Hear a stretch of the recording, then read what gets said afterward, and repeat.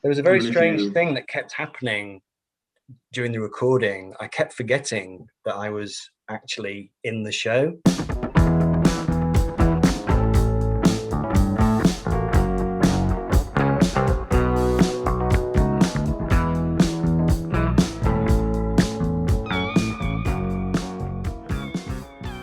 What's up, everybody? Welcome back to Listography. Jason, Joe, and Cramser. Another episode of RecordMendations, our game show of competitive music recommending. And today we are joined by James Griffiths, who has a great YouTube channel. We'll link it below, as we always do. James is one of the OG listography viewers. I think you were probably in my first 100 subscribers, I would think. And I specifically remember, I think you left one of the very first comments on my channel that felt conversational and not just either aggressively angry or some people just leaving just a basic list of whatever they like. But yours seemed like an actual communication, and I thought that was very cool at the time that was happening. Yeah, thanks for coming on. Yeah, you're welcome. Thanks for having me. Yeah, and this is going to be the season 1 finale of the show. I think it's done pretty well, and people seem to be enjoying it, so we will probably do more down the line.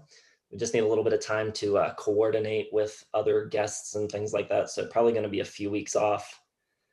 So if you've been following along so far, the score, Joe and I are tied with 2 apiece. Cramser's looking for his first point still. We'll see if he gets it today. And like we always do, we start by doing 5 records that kind of explain our taste. And that kind of puts us all on a level playing field. I think we've been starting usually one of us doing it first, but I think we'll let James go first. Start with his 5 records that he chose. Right, okay. Well, yeah, so this is quite interesting for me. I'm a sort of interesting choice of person to be on this because I'm not a particularly competitive person. I don't really have a kind of killer instinct when it comes to being, very strategic. And also I'm terrible, really terrible at ranking albums or trying to work out what I like or why I like things. I never ceases to amaze me how you guys do it. And also I found, I was thinking to myself, just because I like a certain album, it doesn't mean that I'm going to like another album that's like that one.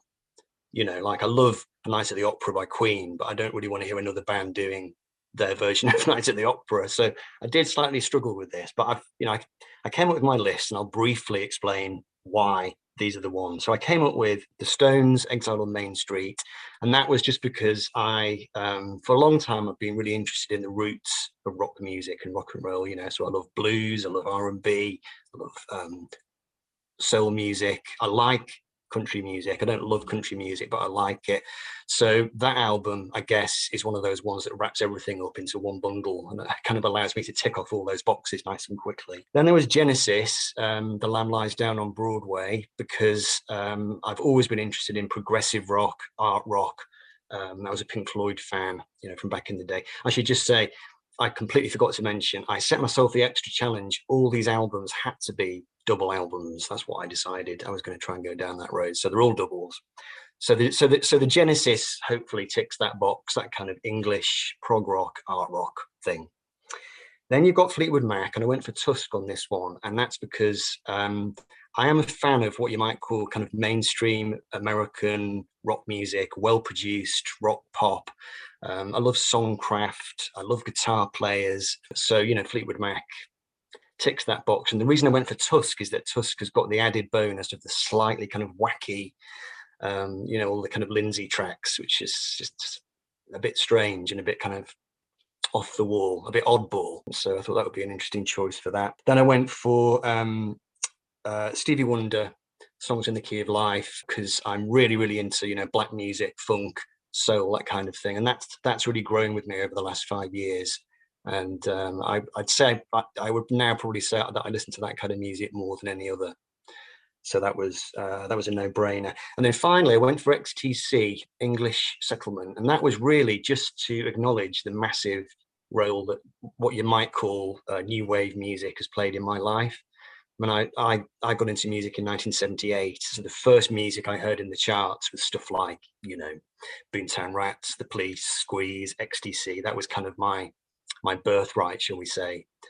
So I wanted to have XTC in there to try and acknowledge that part of my heritage. I think we'll quickly fly through ours since people have heard our 5 albums 4 times already. My 5, I've got the White Album by the Beatles because they're my favorite band, and I think that covers the most of what they do. There's a lot of variety on there, so it covers a lot of ground.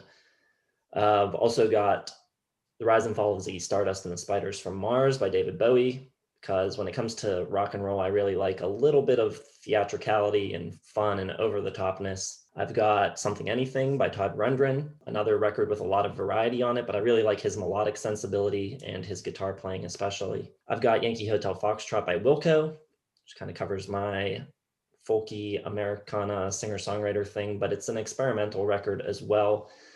So it kind of shows that I don't mind a little bit of that. And then finally, Where You Been by Dinosaur Jr., because I love Jay Mascis and I love loud guitars. For my 5, and these are so hard because this is really not a very good representation.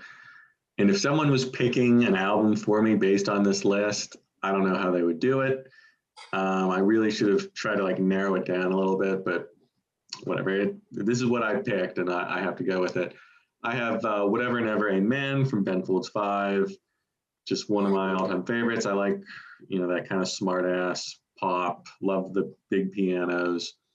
I think he kind of represents that lineage of, Elvis Costello and Joe Jackson. So I like all of that. He just wraps it kind of all up. I got Purple Rain from Prince because I just love Prince. Everything he does pretty much just so cool. This one spans, arena rock and synth pop and pretty much everything else. It's just kind of the ultimate 80s rock album for me. I also got Physical Graffiti from Led Zeppelin. Kind of encompasses all of 70s hard rock in one album and pretty much everything they did, which, they're probably my favorite band of all time. So I had to get them on here somehow. I also got Angel Dust from Faith No More, just a really weird album. A lot of, this has some funk and some metal and 90s alternative. And it's just kind of the strange, weird part of my musical taste is represented well with Faith No More. And that's my favorite album from them. Then I got Stevie Wonder, Talking Book, just the best of 70s pop, in my opinion. I love Stevie. I could have picked any of his albums, but I think this one is a little bit more representative of kind of his entire discography. So I went with that one. Could have gone with any of them.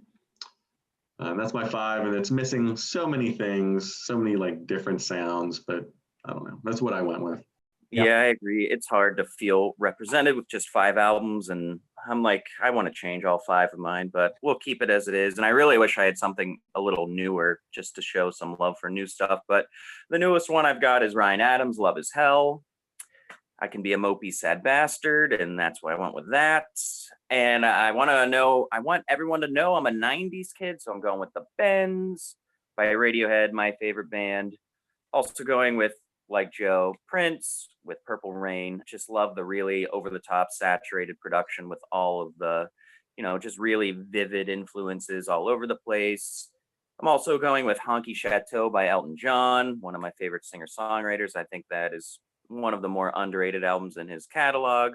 And then finally, my second favorite album, Tommy, just to show that, not everything for me has to be so pop rock song oriented and about song craftsmanship. You can really get experimental and have a huge imagination and, let the musicianship do the talking, which I kind of think Tommy does. So those are my 5. But it could be so many things. Damn, it sucks.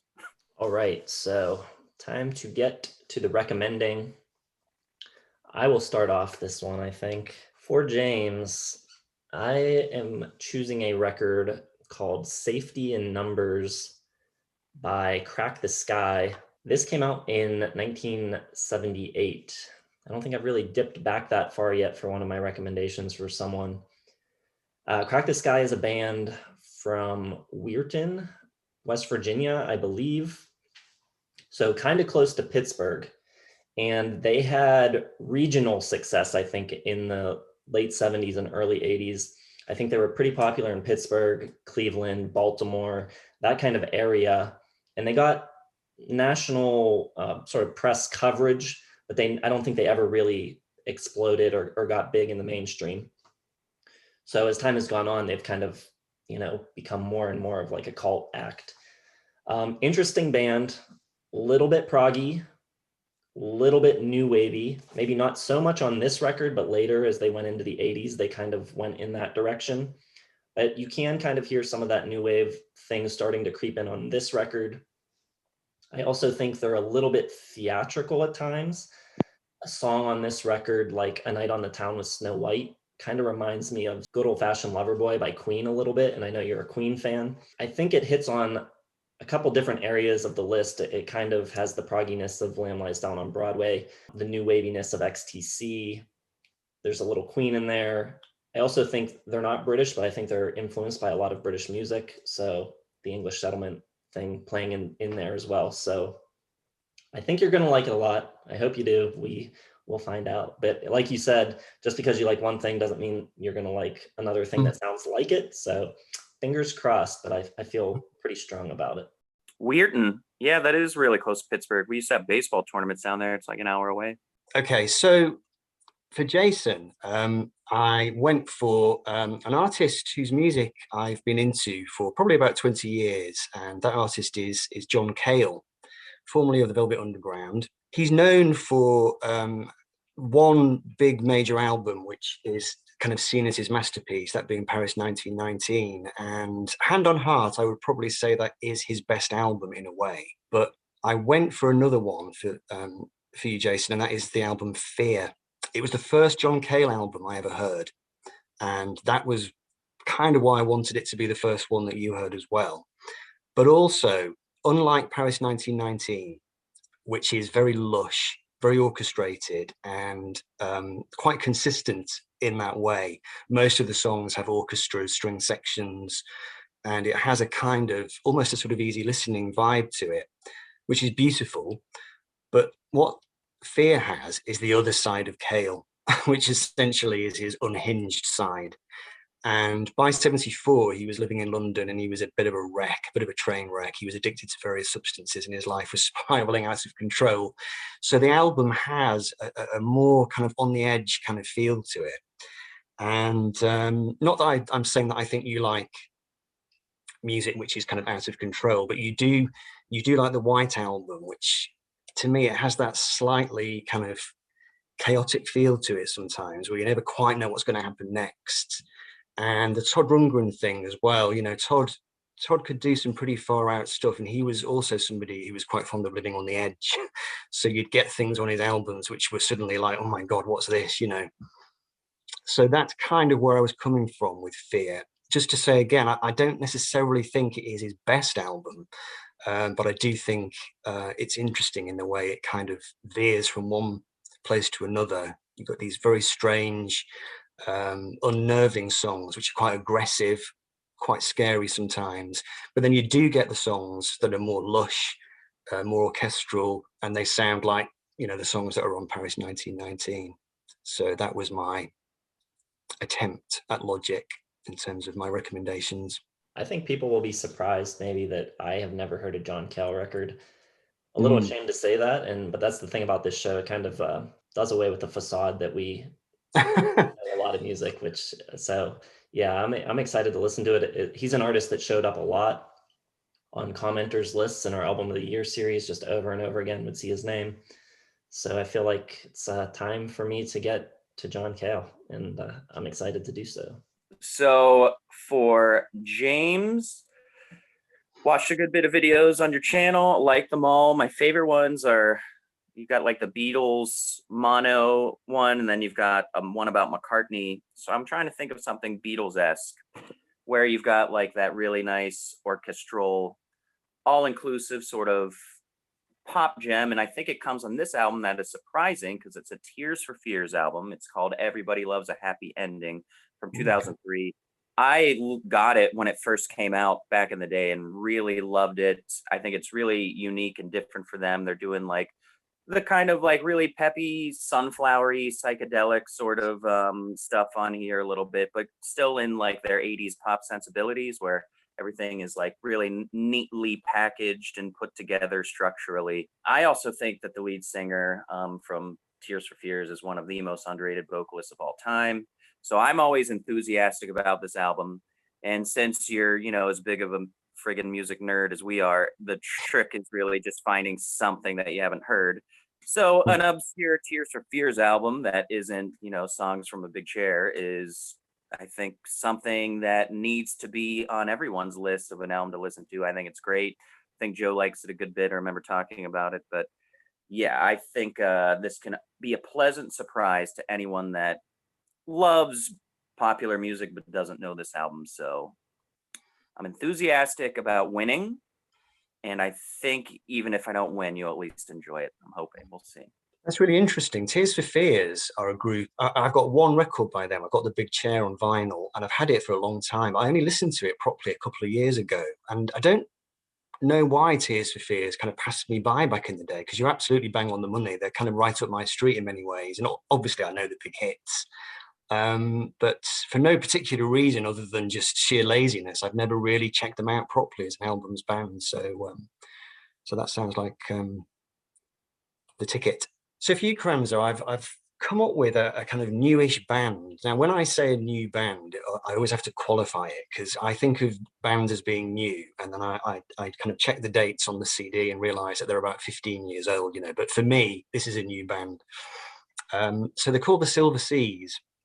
And the album is called Chateau Revenge. Now, there are two versions of this. There's a red version and a blue version. The red version is the kind of full band electric album. The blue version is an acoustic version of the album. So you need to listen to the red one. The blue one is good, but the red one is the one that I think you'll like more. And I came across this band. They had there was a track given away on a free CD in a music magazine here in England called The Word magazine, I think it was called. And they had great CDs every month, always good stuff on them. And for a while, before the magazine went defunct, unfortunately, they were my main way of checking out new bands. And there was a track from this album on that CD, and it absolutely floored me. I loved it. And I went to see the band, and I just thought they were fantastic. And it's a bit of a tragic story in a way, because back in the day, I think they would have had a huge record company advance and they would have had hits. But I mean, they barely make a living at it. I don't think they're actually professional musicians. They kind of have day jobs. The singer and songwriter is a guy called, I think it's Daniel. Oh, the name escapes me. He's the son of the guy from the Remains. Is it Tashian? They were a kind of great 60s American garage rock band. They were on the Nuggets box set. And this guy from the Remains, it's his son. And I went to see them live and I met him, and very, very nice, quiet, unassuming chap. Now, why did I pick this for you? Well, just great songwriting. I mean, you've got Ryan Adams in your list, you've got Elton John, you've got Prince. These are all great songwriters. But also, you've got Radiohead. Now, the Silver Seas are nothing like Radiohead, really. But they do have a kind of slight element of college rock to their sound. They're quite mainstream, so they've got that old school kind of songcraft that you associate with people like Elton John, but they've also got a more kind of college rock feel to their sound. They sound like they've been listening to some music from the last 20, 30 years, so they have a modern sound, but with quite traditional songwriting values, and their stuff is it's upbeat, but it's also melancholy as well. And I've got a memory of you saying that you like sort of heartbreaky type songs with the Ryan Adams. And this guy, Daniel Tashian, he's brilliant at coming up with these kind of lovelorn melodies and these very melancholy, ruminative lyrics. But he puts the sweetest music to it, just beautiful chord progressions, just wonderful songcraft. And they're a band, like I said, back in the day, they'd have been massive. Nowadays, they all work as school teachers or what have you. It's terrible, really. So I just wanted one more person in the world to hear this album, then it would make me happy. So I went for that one. What is the free song that got you into them that I should look for? Do you remember? It's called The Best Things in Life. I think it's the third or fourth song, isn't it? That sounds good. Yeah, heartbreak, lovelorn, bittersweet. I mean, we're gonna find as we go through songs of the year here that most of my winners are gonna be like heartbreak love songs. So, All right, cool. Right. I'm up looking for my third victory, taking the whole series. For James, this whole series, I basically have been ignoring people's lists almost completely and just kind of going with albums that I think are good that I don't think a lot of people have heard. So I try to find those albums that maybe, escaped the mainstream, and for this one, they were a buzzy band in the 2010s, like NME, like they were the next big thing out of New York. And but like you always get those in the music mags, and then you ask people about these bands and no one's ever heard of them. And this, I think, is another one because I don't think I didn't see it at all when we were doing our albums of the year on anybody's list. Maybe like one person. It's a band called Public Access TV. Came around mid 2010s. I think they're already broken up. I think they had 2 albums, just one of those like flash in the pans. But they had a huge amount of buzz, sold out a bunch of shows, toured with The Strokes and some other big names. And this album is sort of I hadn't heard much else like it when I was going through my albums of the year lists. This it's a nice mix of like kind of buzzy New York rock revival, a little bit of Strokes, a little bit of like power pop, some early 2000s Britpop, like Libertines, stuff like that. And it's just sort of this interesting mix of all of those things. Like they're a little grungy, but they have great, like songwriting, very catchy. And they always just kind of stood out for me in sort of a sea of sort of sad sack indie rock. They were, they had like a little extra pep to them that I thought was really interesting. And I just think it's a good album. I don't think anyone really heard it. So I figured, why the hell not? I'm gonna throw it out there to James, see what he thinks. I don't know if it matches much of what was on your list. Like it's not very British. It's not very funky, but I think it's good. So I'm gonna go with good over really trying to like, okay, this is a perfect album for James. I'm looking through his whole channel and I just think it's a good album. I think you'll enjoy it. I don't know. It's going to be tough to beat out Jason and Cramser's picks. It sounds like they put a lot more thought into it than me, but we'll see. Maybe good will win out the day. I'm on Team Joe. I don't want Jason winning this damn thing. So well, it's interesting. I mean, you're talking here to a real old fart. I mean, I never got into the Strokes, not through any particular. I didn't steer a course around them or anything, but I think actually I genuinely don't know why I didn't get into the Strokes, but I do feel very out of touch with that whole kind of NME band type scene. It's not really music I listen to anymore, so that will be good for me. I think whatever I think of it, I think it will be good to actually give my ears a blast of that, because it's probably I'm due for some kind of input like that. One thing to add, I don't know if Joe's aware of this or not, but the Public Access TV is the band that kind of rose from the ashes of the Virgins when their singer went solo. So it's kind of like the Virgins reconfigured with a new singer. I'm not aware of the Virgins. They're very similar to Public Access TV. So if you end up liking this record, okay. Yeah, go back to the Virgins if you do like it. Right. Well, it's strange, Joe, that you say that about ignoring the lists, because of the three of you, yours is the list that I ignored the most. Not because I didn't like what was on it. That's just how it kind of came to be. And the album that I've got for you is I'm thinking completely outside the bag here, really. And it's an album by a guy called Bruce Cockburn, who's a Canadian singer-songwriter, and the album is called Stealing Fire. Now, this is a strange one for me because I'm not a Bruce Cockburn fan, and this is the only record of his that I have ever heard. A friend of mine is really, really into him, and he always talks to me when we're in the pub having a few drinks. He always starts talking about this guy Bruce Cockburn and what a genius he is.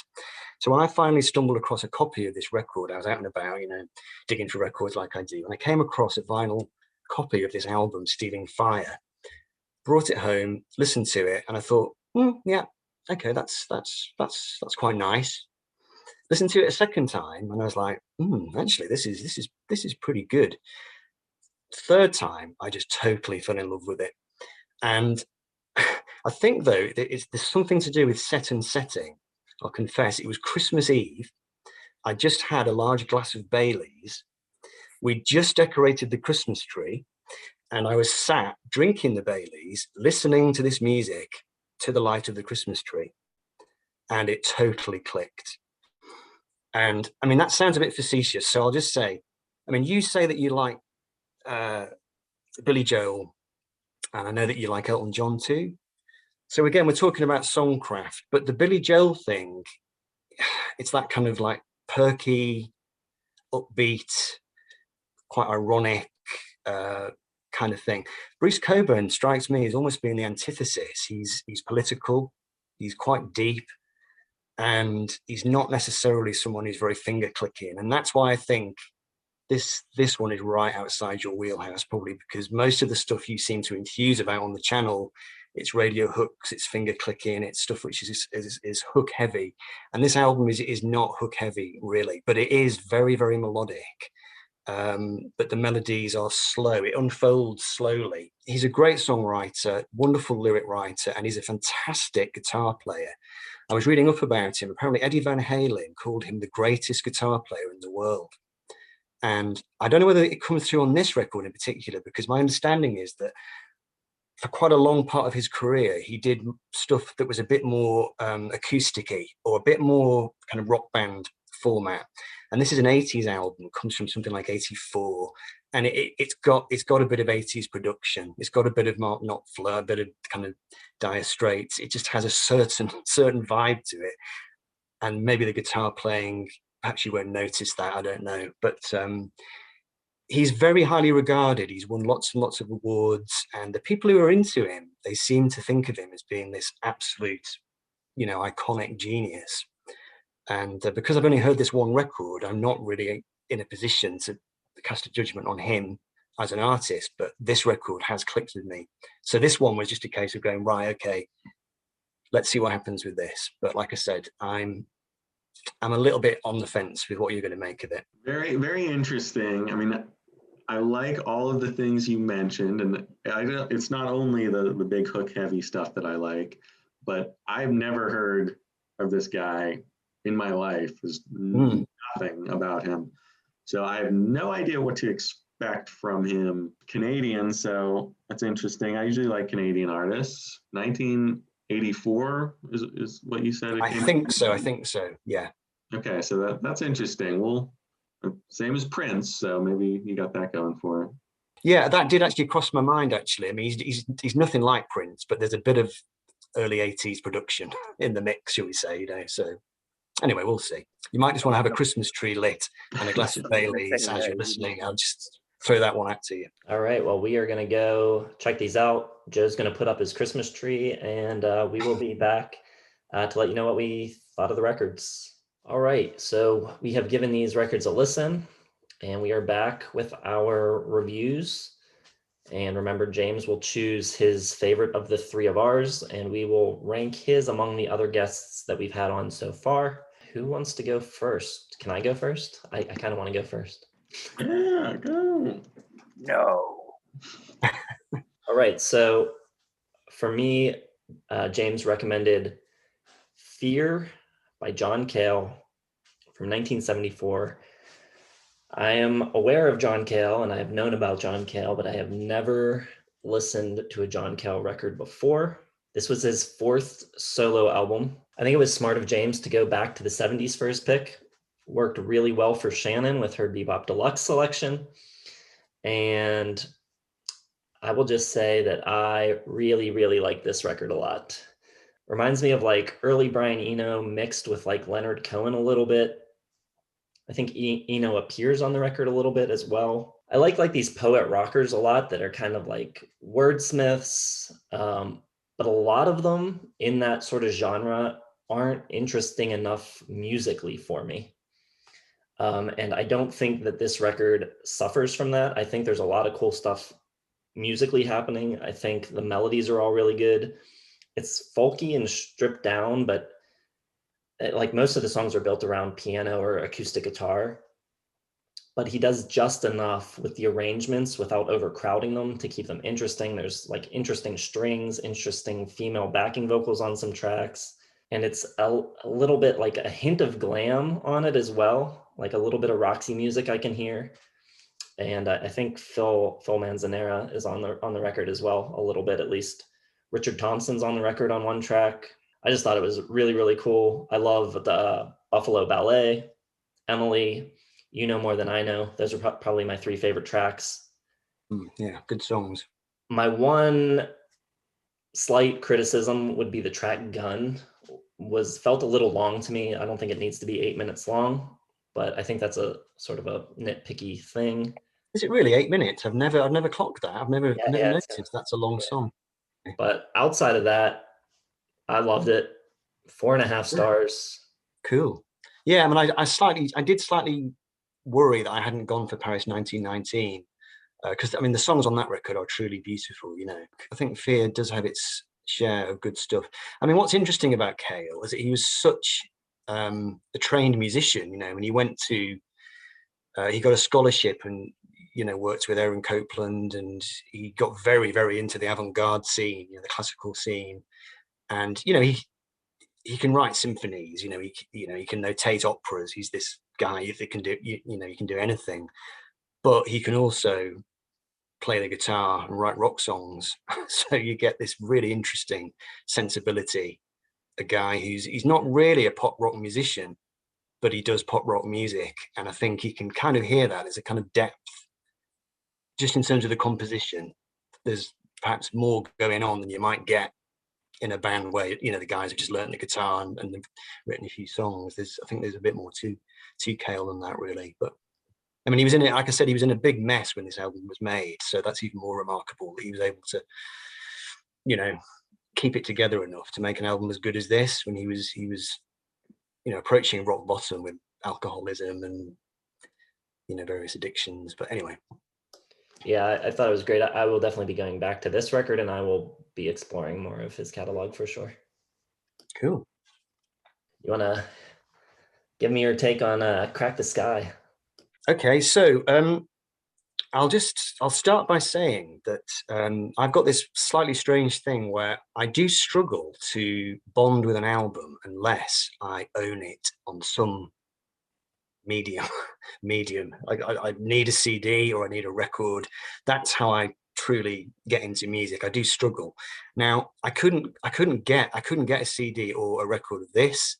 In fact, of the three of you, there's only one of you that I was actually able to obtain a physical copy, but it wasn't this one. So I'll just start by saying that. However, I did really, really like this record. So you can relax. I would have liked it more probably if I'd got something. Does this sound really insane? I mean, I know you guys, you're not big into the physical media, I know, so perhaps I'm just talking absolute rubbish, but I just tend to find when I hear things on Spotify or YouTube,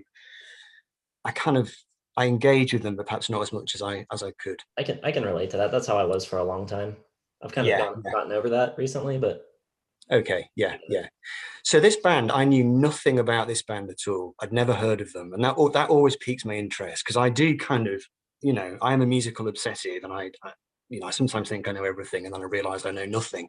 But to come across a band of this type from this era that I've never heard of, it's pretty cool stuff. And I went and had a look through all the credits to see if I could see anybody's name that I recognise. A musician, a producer, an engineer, anybody. I couldn't find anything. There was nobody that I recognised. So this was a totally new experience to me.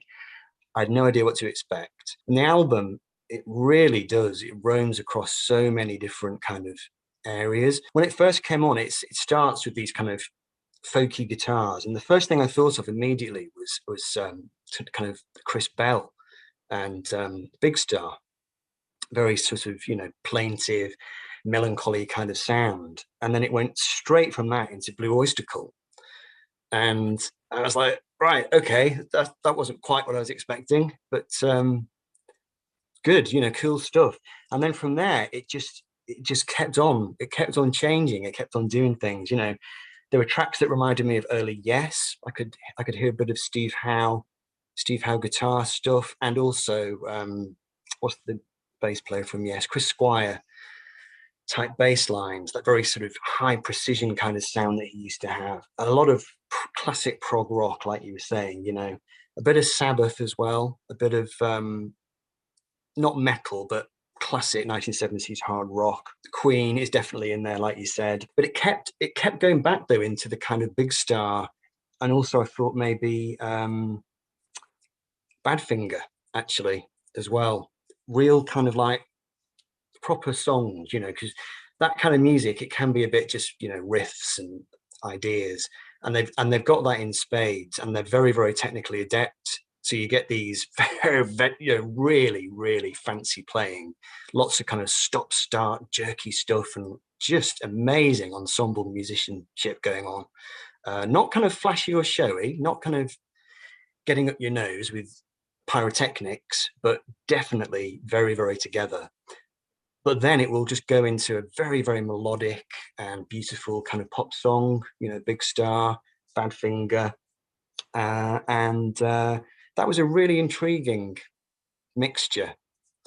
Not sure I'd ever quite heard that really before. I suppose Queen would be the one that would come closest to mind as being a band that could do the heavy and the technical stuff, but then kind of, go into these more lush pop structures. So 1978 it came out, I understand. So I was looking for some sense of some sort of new wave type thing. Now, in your introduction, you did mention that there was a kind of new wave thing going on. It took a few listens before I heard that. I finally did hear some new wavy stuff. There's a track called Give Myself to You.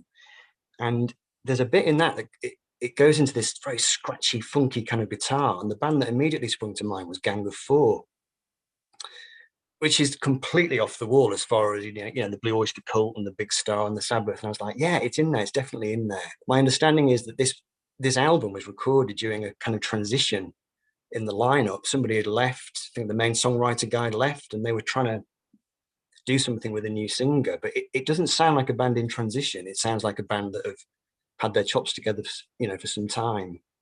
And they're listening to what's going on. It's not just a kind of dinosaur heavy rock, prog rock thing. There's a bit of new wave in there. So cool stuff. Sparks as well, I noticed. A bit of quirky pop. Definitely a sense of humor. There's one track that starts with the sound of somebody gurgling a glass of water, gargling a glass of water. So there's some humor in there too. Drawbacks, just a couple of things. I thought occasionally maybe the singer wasn't quite as distinctive or characterful as I would maybe want him to be. I thought he was good, but occasionally I thought this guy doesn't quite have what, say, John Anderson has. Certainly doesn't have what Freddie Mercury has. Does he have what Peter Gabriel has? No, probably not. So perhaps that's one kind of drawback. And maybe occasionally I thought it was maybe a little bit too kind of all over the place, just, moving and chopping and changing. So it was sometimes difficult to find a through line in some of the songs. And also, it could still be to come because I need to listen to it a few more times. But as yet, I haven't got from it kind of one moment of kind of overarching emotional, like, oh, wow, fantastic. Like that has really thrilled me, from the tip of my toe to the top of my hat, just one moment, like a guitar solo that just carries you away or something, it might be in there. I might not just have heard it yet. So, but a really great album, a very, very interesting record. And, I really appreciate you turning me onto it because I don't think I would have ever stumbled across this really. How did you come across them? I think just by proximity, being that they were big in that region. My dad, growing up, had most of their records, so they were just in the house. Interesting. So. Doesn't sound too good for us, Joe.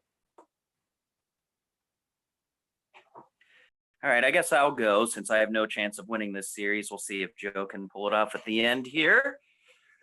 All right, I've got Chateau Revenge, the red version, by the Silver Seas.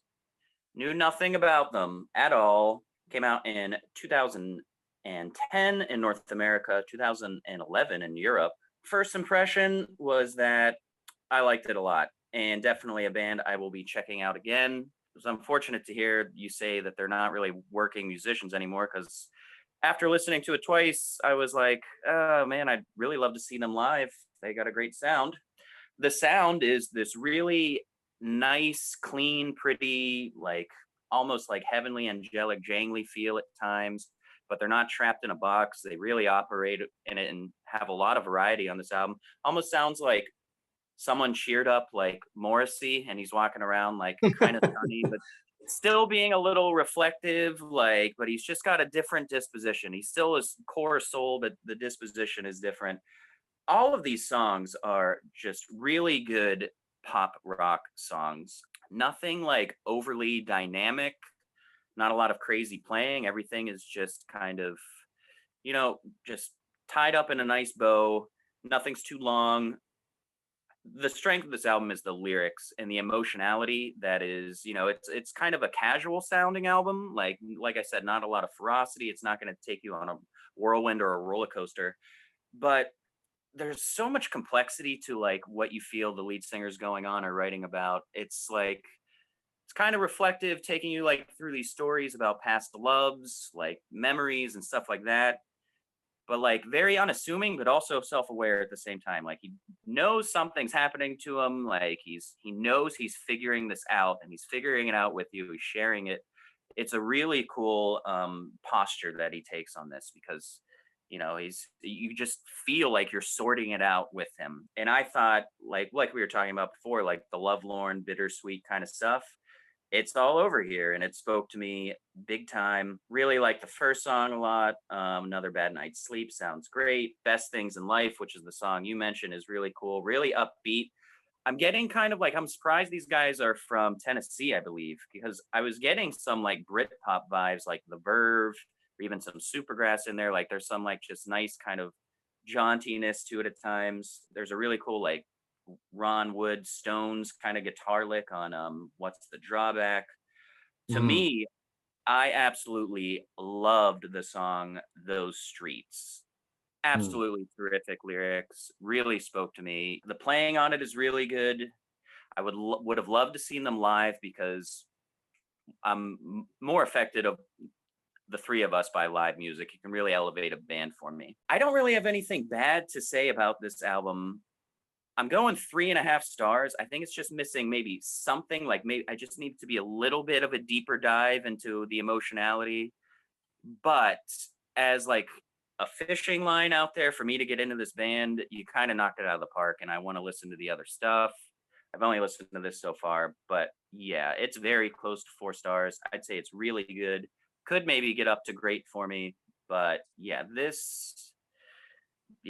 I think honestly, of the 5 guests we've had, you did the best of like just identifying my taste individually. So Cool. up to you. I really enjoyed this. Yeah, I mean, the good news is they, as far as I'm aware, they're still around. They did an album after this one, which is the tour that I saw them on. I mean, I say I saw them live. It was a tiny club.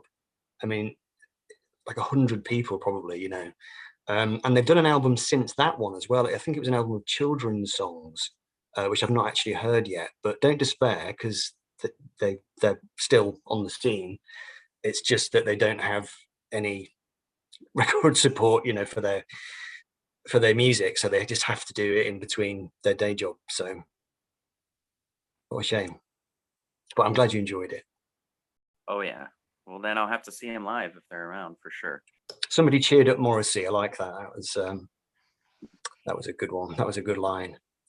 I'd not thought of the Smiths, funnily enough, but yeah, I think you're right. I think there is a kind of, I think that's what I meant when I said there's a kind of indie college thing going on in there, and the Smiths obviously is, the godfathers of that kind of sound and the kind of jangly thing. So yeah, of course, yeah. So how did you like the Tears for Fears record? Okay, so this one, we're talking about setting again, about the Christmas tree. This one did well as well, because I was actually in the garden for this one. We've had a bit of a heat wave here in the UK, which has come to an end today. It's actually raining today, but I heard it in the garden for the first time, and I actually really enjoyed it. My first thought was, wow, this is actually quite a canny choice for me, because it's interesting that I didn't choose the Beatles or Paul McCartney, you know, my 5 album selection, because I feel like that's so in my DNA almost, that it's kind of a given, you know. The Beatles, Paul McCartney, that was the first music I ever got into, and it sort of informs everything else in a way.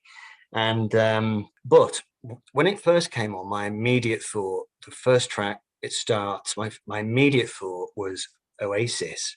Just the first few bars sounded like Do You Know What I Mean by Oasis. It had that kind of sort of ploddy kind of Oasis sound, and I was kind of like, oh god, because I really don't like Oasis. But then then it went into 10cc, who I love, and so I was like, oh right, fine, great.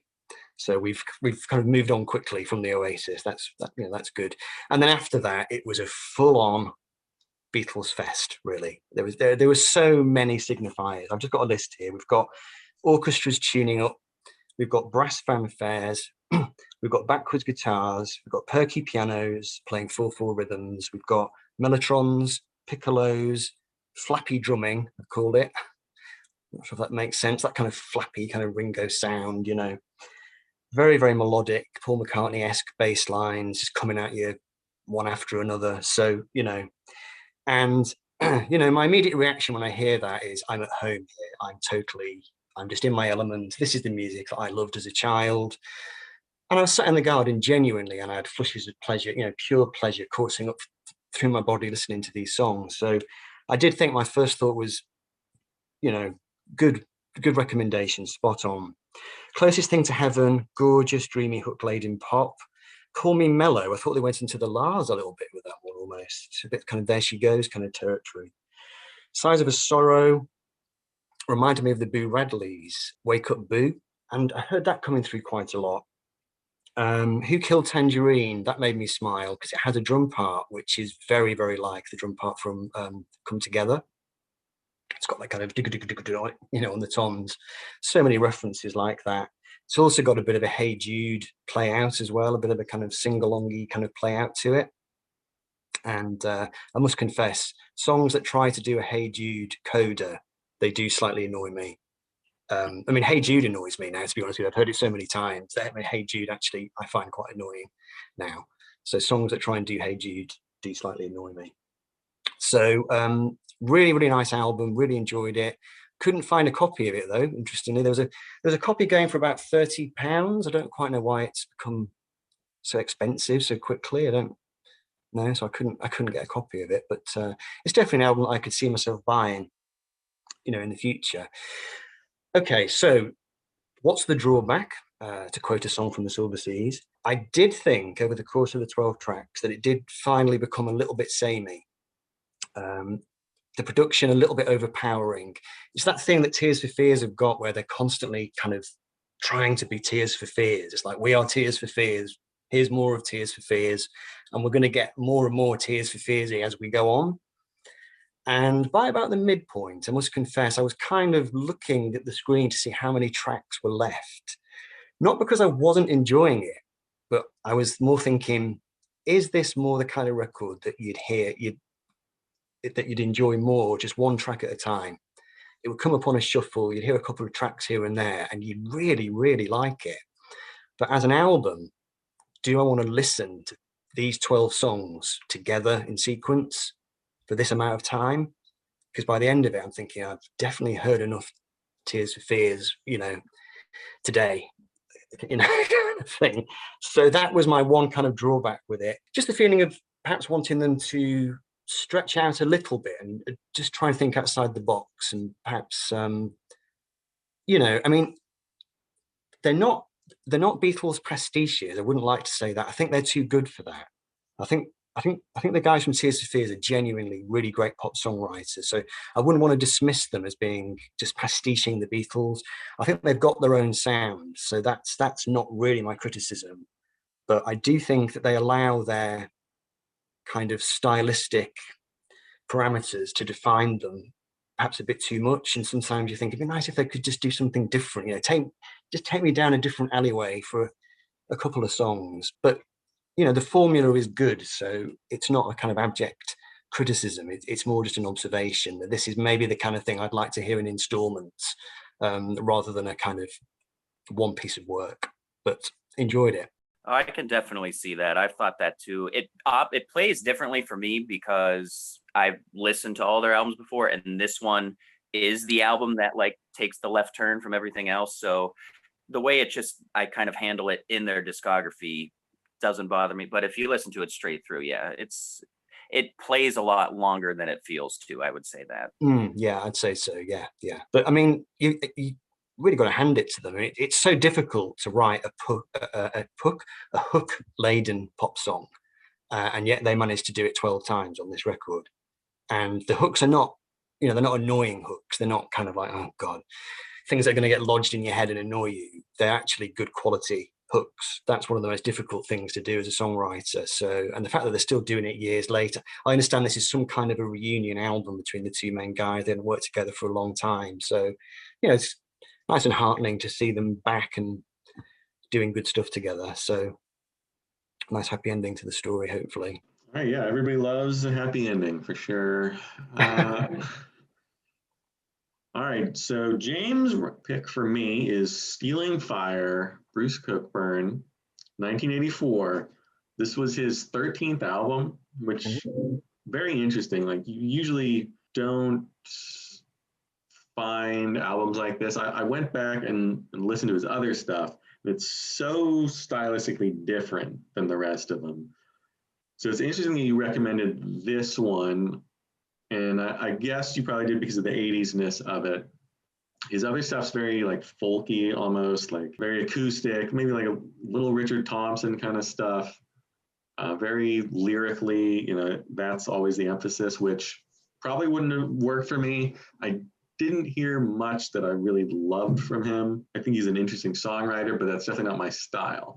So this one has really 80s synth, heavy synths, very 80s production, that rumbling kind of almost fake sounding synthetic bass as well. This is kind of like that world music era. So you got those like world music tinged drums on this one. So it's very like of its era. Like it could only be in the 1980s, regardless of, his style and his lyrics and anything else. The production, like if you don't love early 80s production, you're probably not going to like this one. I usually like the 80s production, so that didn't hurt it. But as much as I like him and his style, he's got a cool, like you mentioned, Mark Knopfler, definitely, Canadian Mark Knopfler a little bit, got that kind of vibe. But it's so 80s sounding that it almost overwhelms the rest of, his style and who he is. I feel like I'm getting more production than Bruce Cockburn, so it's hard for me to like really get into it. But there are a couple really good songs. The first track actually, and this actually was a little bit of a downside because the first track I heard, Lovers in a Dangerous Time, so catchy, just like perfect lyrics, really great delivery.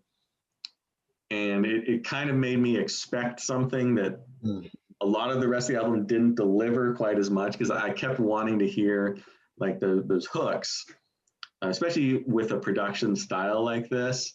There's not a lot of nuance. And it's interesting you mentioned how good of a guitar player he is. I don't think I noticed the guitar once on the whole album. So I don't know if this style kind of like takes away from who he is, just because it is so 80s. There's some really good songs on here. Lyrically, I think it's really fantastic.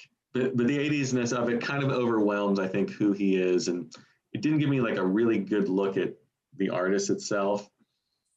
I do like it. I think it would grow on me if I listened to it more and more, because think if I really focused in on the lyrics and the socially consciousness of it, something like If I Had a Rocket Launcher, kind of like tongue in cheek, but also like very serious and very conscious. I think he wrote this album after traveling through Central America. So that, you know, obviously a lot of war and strife, and it's very heavy and deep.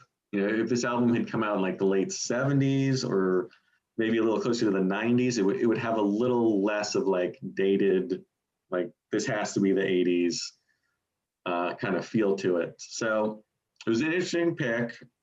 I didn't dislike it. You know, it's 3.5 stars. I think it's right on the precipice of being like an album I really like.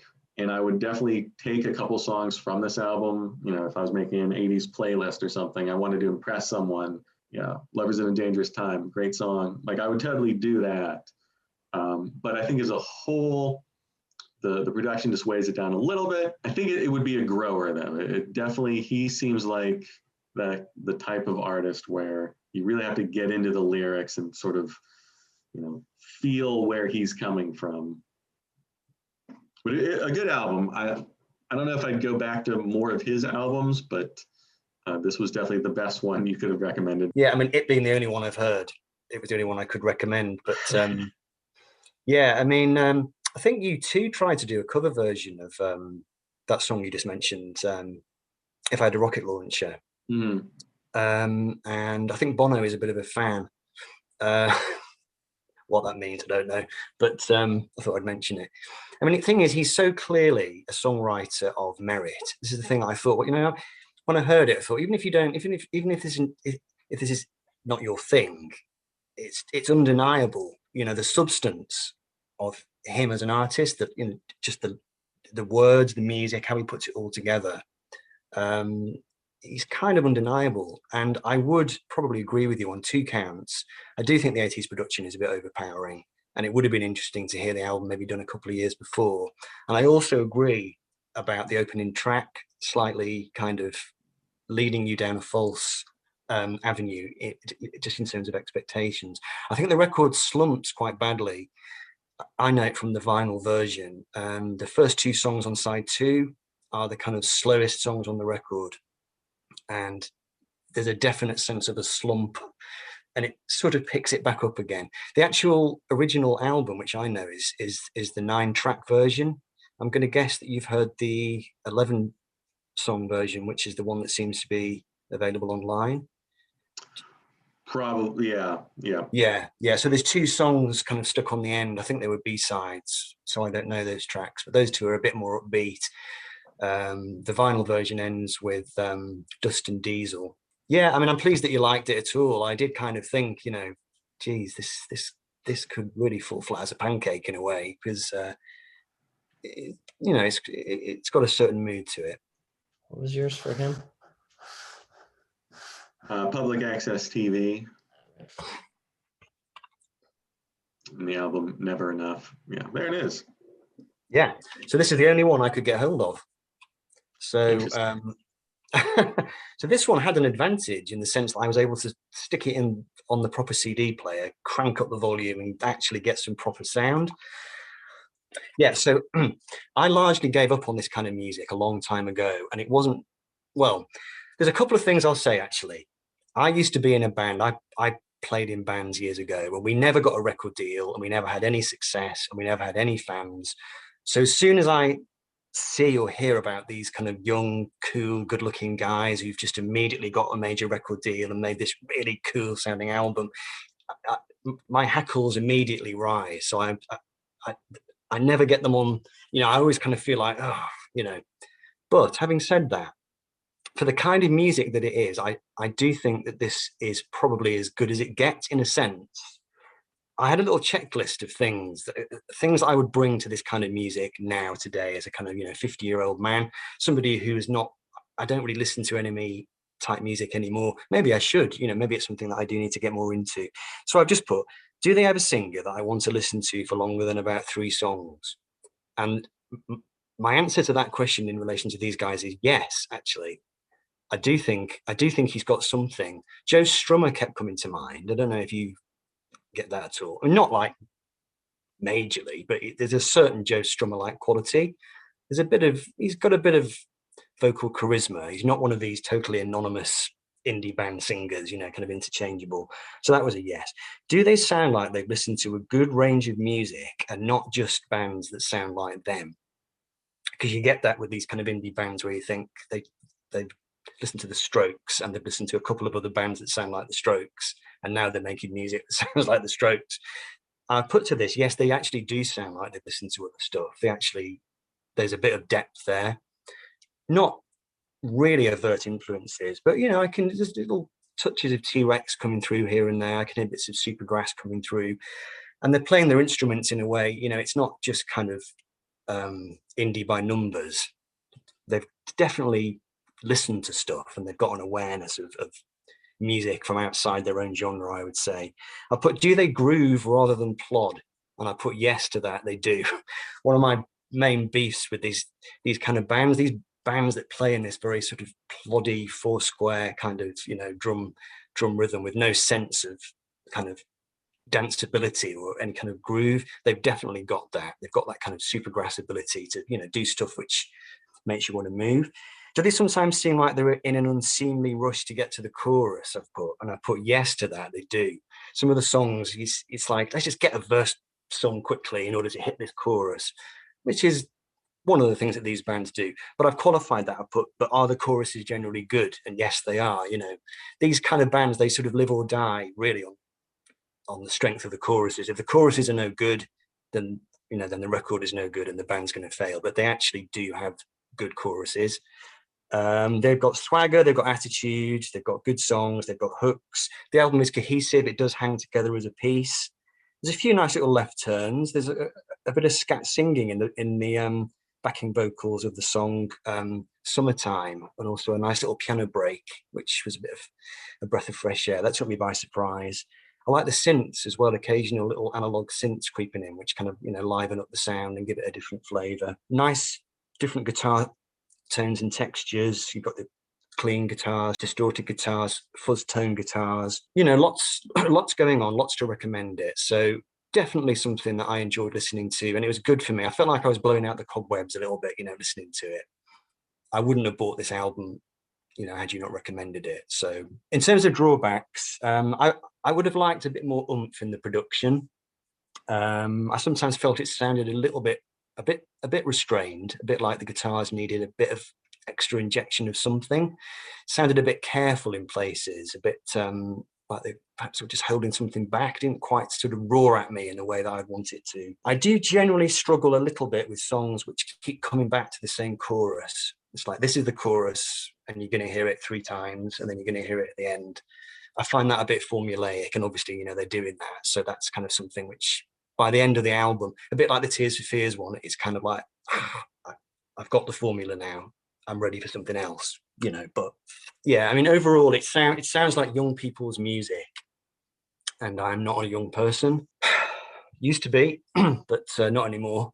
But there's nothing wrong with that, really. So yeah, cool stuff. Public access TV. I enjoyed it. Well, it's good to hear. It's good to get some of that youthful.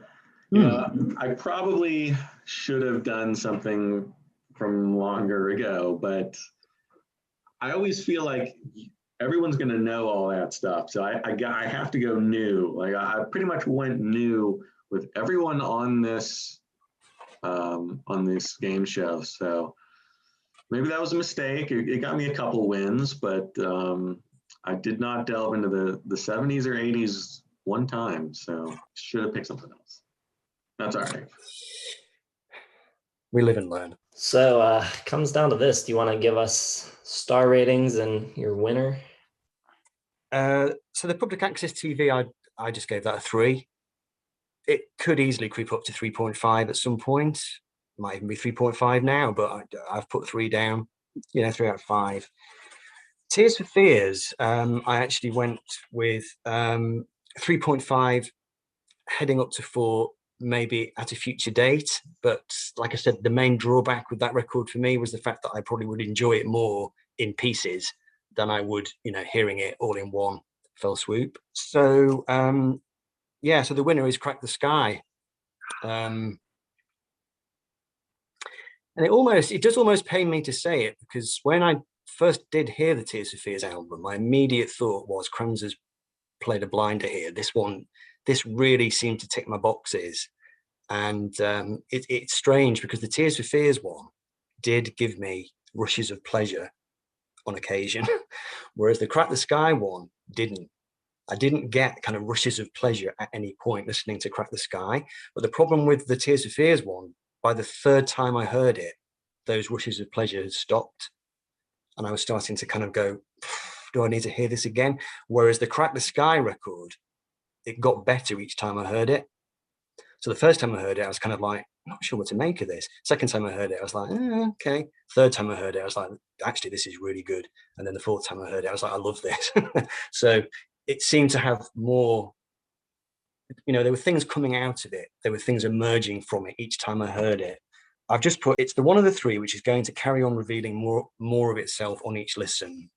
To me, I like its range of influences, just the unpredictable nature of the music, but it's never forced. It always feels organic. And like I said, I just love the juxtaposition of the kind of heavy progressive riffs and the more kind of pop side, the more melodic side, and art rock, prog rock, whatever, is quite close to my heart. So I stress again, all three records, I enjoyed all of them. They all had things to recommend them, and it's quite close in the end. You're talking 3-4 stars, whatever. It's not like a big. So sorry, Kramzer, I would have loved to have delivered a win to you. I didn't actually know. I've watched bits of the episode so far, but I've purposefully not watched full episodes because I didn't want to know what the scoring was. Jason, you may have won, but I pleasured the man, so I'm kind of the real winner here. And on that bombshell, time for us to rank yours in relation to everyone else. I've kind of given it away already when I said 4.5 stars for John Cale, because I have not given 4.5 to anyone else yet, which means it's my favorite of the series. I've got James's pick, Silver Seas, Chateau's Revenge Red version, as my third place, but very strong. I think it's a very good album. But coming out of season 1, my winner is the Vic Chestnut recommendation from episode 1 by Shannon. Mm-hmm. Got my championship belt after season 1. For me, the Bruce Cockburn was 3.5, which put it near the bottom. And the people had some good recommendations for me. In the end, I think it's 4th out of the 5. I had 3 4-star albums recommended to me. And this one is ahead of Shannon's, though. Shannon, sorry, you're at the bottom. With World Party was her recommendation. Am I allowed to say that was actually going to be my recommendation? Yeah, that's funny. Yeah. The Bebop Deluxe too, don't forget, you almost recommended to me. So yeah, I had Bebop Deluxe for Jason, I had Bang for Joe, and Shannon got ahead of me on both of those. It got to be the Prince, right? The funkiness of World Party. That's very odd that both of you would recommend that. I never thought of myself as a World Party kind of guy. Yeah, that's interesting, and it was hilarious when you were texting with me. You were like, Bebop Deluxe for you. I was like, nope. And then you were like, Bang for Joe. I was like, you're not going to believe this, but yeah, amazing. I guess we have to congratulate Jason for picking really obvious 70s albums and just basically cheating in that manner. I think next time we should have a moratorium on all 70s and 60s releases because it's just too easy. I mean, the fact that I could find a 70s release for James that he hasn't heard. Anyways, thanks for coming on. Super fun. Having me. It's great fun. That's it for season 1. If you like the series and want it to keep going, let us know. I think we're probably going to do it, but it might be a little while. We'll see how long it takes. But yeah, go check out James's channel. It's awesome. He's super knowledgeable, knows a lot of stuff. And hit the like button, subscribe, check out the social media down in the description, and we'll see you in the next one.